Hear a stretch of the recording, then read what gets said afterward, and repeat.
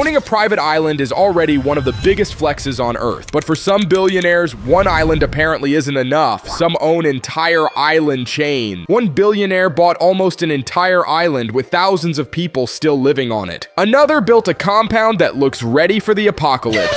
And one island became infamous for all the wrong reasons. Today, we're ranking billionaire private islands from F tier all the way to S tier. By the end of this video, you'll realize buying the island was actually the least impressive part. Most celebrities buy private islands to escape the world. Leonardo DiCaprio bought one and tried to save it. Instead of covering Blackador Cay with giant mansions, he planned to restore coral reefs, protect wildlife, and build one of the world's most sustainable luxury resorts. Honestly, it's one of the smartest billionaire purchases on this list. The only problem? If I'm spending millions on my own island, I expect at least one unnecessary billionaire upgrade. A shark moat, a pirate cave, a volcano, anything. Instead, Leo became the world's richest environmentalist. B tier. Next, Nicolas Cage. Nobody spends money like Nicolas Cage. Castles, haunted mansions, rare collectibles, a dinosaur skull. So when I heard he owned a private island, I expected a Bond villain headquarters. Instead, it's just an island. No volcano, no pirate fortress, no underground bunker. When the guy who bought a dinosaur skull ends up making his private island the most normal thing he owns, you know something went wrong. C tier. Luckily, the next billionaire actually understood the assignment. Tyler Perry didn't grow up surrounded by luxury. He spent years struggling financially and kept getting rejected by Hollywood. So instead of waiting for someone to give him a chance, he built his own audience through stage plays. That gamble eventually turned him into one of the richest filmmakers in America. And once he made it, he celebrated like only a billionaire can by spending $7 million on White Bay Cay in the Bahamas. Imagine reaching a point where birthday presents stop being watches and start becoming islands. Today, it has luxury homes,